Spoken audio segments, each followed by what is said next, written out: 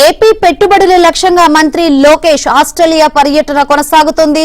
Gold Coast, Brisbane పర్యటన ముగించుకున్న మంత్రి Lokesh Melbourne చేరుకున్నారు. మెల్బోర్న్ లో మంత్రి నారా లోకేష్ కు తెలుగు ప్రవాసాంధ్రులు ఘన స్వాగతం పలికారు. అనంతరం యూనివర్సిటీ ఆఫ్ మెల్బోర్న్ ను మంత్రి లోకేష్ సందర్శించారు.